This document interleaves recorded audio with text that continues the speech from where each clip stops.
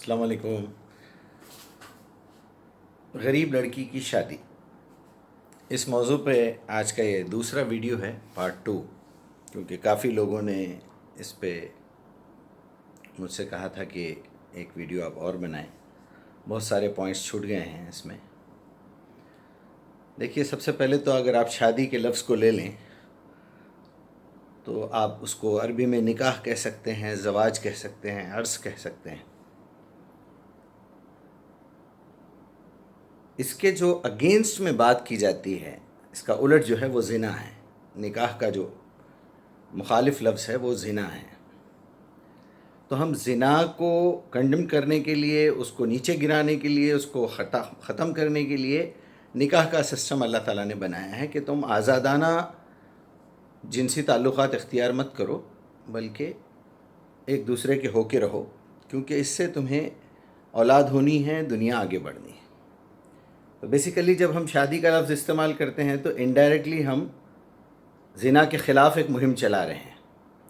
تو پہلے تو آپ نکاح کے لفظ کو ذہن میں رکھیے اور یہ بات سمجھ لیجئے، آپ مرد ہوں یا عورت، لڑکا ہو یا لڑکی، شادی سے پہلے آپ کا ایک کانسیپٹ ہونا ضروری ہے کلیئر دماغ میں، کہ آپ جو کرنے جا رہے ہیں وہ ایک ایسا عمل ہے جو اللہ تعالیٰ نے ہر انسان کے اندر وہ خواہش نفس بھی رکھا ہے اور ایک ذمہ داری بھی دی ہے اور ایک فطری اسٹائل بنا دیا ہے اس دنیا کو آگے بڑھانے کا۔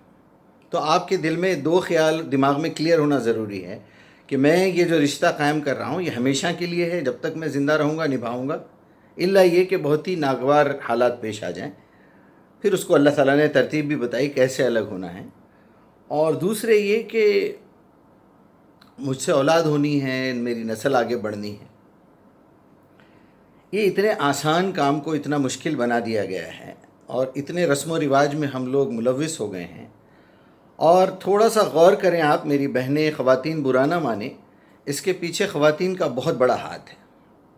جبکہ وہ جو لڑکی بھگت رہی ہے نئی دلہن بن کے، جب وہ خود اپنے بچوں کی ماں بن جاتی ہے، اس کا بیٹے کی شادی کا ٹائم آ جاتا ہے، تو پھر وہ بالکل اپوزٹ ہو جاتی ہے۔ وہ بالکل وہ دن بھول جاتی ہے کہ میں بھی کبھی جو ہے دلہن تھی، میں بھی کبھی جو ہے تکلیفیں اٹھائی ہوں، یا میرے جیسی کئی لڑکیاں تکلیفیں اٹھا رہی ہیں، چلو میں تو خوش ہوں۔ لیکن وہی سب سے زیادہ زبردستی کرتی ہیں کہ میرے لڑکے کی شادی میں زیادہ سے زیادہ رسم و رواج ہوں، زیادہ سے زیادہ خرافات ہوں، زیادہ سے زیادہ دولت لی جائے لڑکی والوں سے، کیونکہ ہم بھی ہماری لڑکی کو دے رہے ہیں۔ تو یہ دونوں سسٹم ختم کیوں نہیں کرتے آپ؟ اگر آپ نے اپنی لڑکی کو کچھ پیسہ دیا ہے، اس کو جہیز دیا ہے، کوئی اس کے لیے گولڈ وولڈ دلایا ہے، تو آپ نے غلطی کی ہے، گناہ کیا ہے آپ نے۔ یہ حقوق و لباد کا ایک بہت بڑا حصہ آپ نے مار دیا ہے۔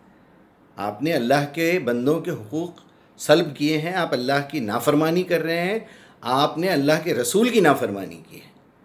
پھر اب وہ ایک غلطی کو ٹھیک کرنے کے لیے آپ دوسری غلطی کریں گے۔ اس کی مثال تو بالکل ایسی ہوئی کہ میں نے اپنے گھر کا دروازہ کھلا چھوڑا تھا، لاپرواہی میں گھر کھلا چھوڑ کے دعوت میں گھومتا رہا، اور میرے گھر چوری ہوئی، اور مجھے یہ معلوم تھا کہ چوری ہوگی، پھر بھی میں خاموش تھا۔ لیکن اب میں دوسرے گھر کی چوری کروں گا تاکہ میرا مال پورا ہو۔ تو آپ نے بیوقوفی سے، اپنی جہالت اور اپنی ذلالت کی وجہ سے، آپ نے اپنے کفر کی وجہ سے آپ نے یہ حرکت کی کہ اللہ اور اس کے رسول کے قانون کو توڑا، اور یہ کافرانہ رسم و رواج کی خاطر یہ رسم و رواج، وہ رسم و رواج۔ اچھا، یہ نوبت آ گئی ہے ہماری لڑکیوں کی کہ جس لڑکی کی شادی میں منجے نہ ہو، مہندی نہ ہو، اور وہ رسم و رواج نہ ہو، وہ ساری سانچک مہندی اور یہ پومس کا رسم اور یہ جس طرح کی چیزیں نہ ہو، اس لڑکی کے دماغ میں آ ہی نہیں سکتا کہ میری شادی ہوئی ہے۔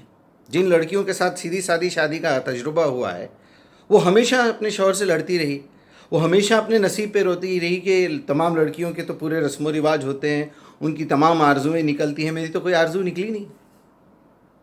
چنانچہ وہ اس شادی سے بھی ناخوش رہتی ہے، اس رشتے سے بھی ناخوش رہتی ہے، اور اس کا ریاکشن یہ نکلتا ہے کہ پھر وہ اپنے شوہر کے ساتھ بدتمیزی کرتی ہے، اپنے ساس سسرے کے ساتھ بدتمیزی کرتی ہے، اپنے ننند بھاوجوں کے ساتھ جو ہے دیورانیوں جٹھانیوں کے ساتھ کرتی ہے۔ تو پہلے تو ہم ایک غلط تصور دماغ میں بٹھائیں کیوں؟ ہماری آرزوئیں اس طرح کی گھٹیا اور ذلیل قسم کی کیوں ہوں کہ ہم بھی کافروں کی طرح مہندی لگائیں، کافروں کی طرح جو ہے وہ رسم و رواج کریں؟ آپ مہندی لگائیے، ضرور لگائیے، لیکن وہ رسم و رواج کیوں؟ اس پہ پھر ہزاروں روپے کا خرچہ۔ پہلے تو یہ گھروں میں ہو جاتے تھے، اب تو باضابطہ شادی خانے لیے جا رہے ہیں۔ تو میرے تمام مسلمان بھائیوں اور بہنوں سے اور بزرگوں سے یہ گزارش ہے کہ یہ میرے گھر کی پہلی شادی ہے، یہ میرے گھر کی آخری شادی ہے، اور یہ میرے برسوں کی آرزو ہے۔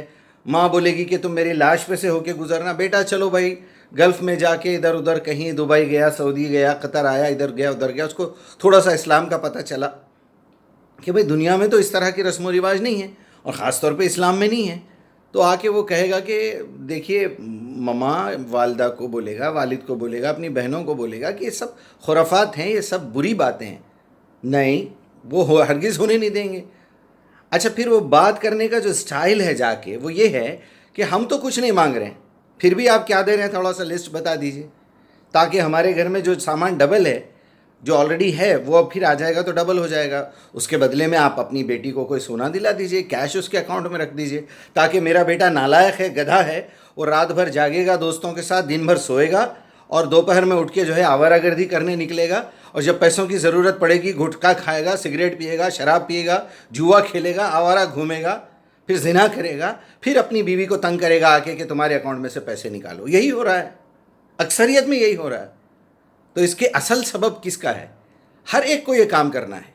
لڑکیوں کو چاہیے کہ وہ اپنے والدین کے ساتھ ڈٹ جائیں کہ نہیں، ہم کو اسلامی طریقے پہ شادی کرنا ہے۔ چلو اسلام کا نام چھوڑ دو، ہم کو سیدھے سادھے طریقے سے شادی کرنا ہے۔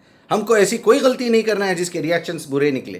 ہم کو کوئی ایسی حرکت نہیں کرنا ہے جس کی وجہ سے ہماری اولاد خراب ہو۔ کم سے کم مسلمان نہ صحیح، انسان تو بن جائیے۔ اتنی عقل تو استعمال کریے کہ ہماری ان ذلیل حرکتوں کی وجہ سے ہماری نسل بگڑ رہی ہے۔ کیا ہو گیا ہے آپ لوگوں کو؟ ہر لڑکے کو یہ چاہیے کہ وہ سختی کے ساتھ اپوزیشن کرے اپنے بڑوں کا اس معاملے میں، اور وہ یہ کہے، ڈٹ جائے کہ نہیں، مجھے بالکل سمپل شادی کرنی ہے، بالکل سیدھے طریقے سے لڑکی کو گھر لانا ہے۔ اگر میرے اندر دم ہے، میرے اندر استطاعت ہے، تو میں اپنے پیسے سے جو خریدنا ہے وہ خریدوں گا۔ لڑکے کو شادی اسی وقت کرنی چاہیے جب اس کو یہ احساس ہو کہ میں اپنے علاوہ کسی ایک انسان کا خرچہ اور اٹھا سکتا ہوں، اور میں اپنے جذبات کی تسکین کرنا چاہتا ہوں نارمل حالات میں۔ ورنہ صحابہ اکرام میں تو 3 دن کا فاقے میں نکاح کیا ہے۔ جب حالات برے ہوئے تو آپ صلی اللہ علیہ وسلم نے ترغیب دلائی ہے کہ تم کسی لڑکی سے شادی کرو، تاکہ اس کا رزق بھی تمہارے کھاتے میں لکھا جائے، اور تمہیں بھی اس کے ذریعے سے اس کا رزق ملے، تاکہ تم دونوں آپس میں کھاؤ پیو۔ اور پھر اللہ نے تجارت بتائی ہے کہ تم اللہ کی فرمانبرداری کر کے، اللہ پہ توکل کر کے، تم جہاں بھی مال خرچ کرو گے اللہ کے بتائے ہوئے طریقے پہ، اللہ کے رسول کے بتائے ہوئے طریقے پہ، تو یہ بہترین تجارت ہے، اور اللہ تمہیں ایسے ذریعے سے رزق دے گا جہاں تمہارا گمان بھی نہ گیا ہو۔ چلیے، بات طویل ہو گئی، میں اللہ سے دعا کرتا ہوں کہ ہم سے کوئی غلطی ہو گئی تو اللہ معاف کرے، اور جو باتیں میں نے سچے دل سے آپ کے سامنے کہی ہے، یہ میرے دل کا درد ہے، میں یہ محسوس کر رہا ہوں کہ میرا معاشرہ خراب ہو رہا ہے، اور اللہ نے مجھے یہ علم دیا ہے، مجھے یہ سمجھداری دی ہے، تو میری یہ ذمہ داری بنتی ہے کہ میں اس کو آپ لوگوں کے ساتھ شیئر کروں اور آپ لوگوں کو آگاہ کروں، ورنہ میں پھنسنے والا ہوں۔ جس طرح ایک باپ اپنے لڑکوں کو کہے کہ بھئی میری گاڑی میں سے کچھ بیگز نکال کے لاؤ، ایک لڑکا سو رہا ہے، جو فرما بردار ہے بیگ لا رہا ہے، اس کا فرض ہے کہ وہ سوتے ہوئے کو جگائے۔ ایک جو انکار کر رہا ہے اس کو سمجھائے کہ دیکھو ڈیڈی نے یہ کہا ہے، یہ کام تم کو کرنا ہے۔ ایک منافق ہے جو تعریفیں کر رہا ہے لیکن عمل نہیں کر رہا ہے، اس کو بھی سمجھانا ہے کہ تو باتیں بہت کر رہا ہے، کام کر۔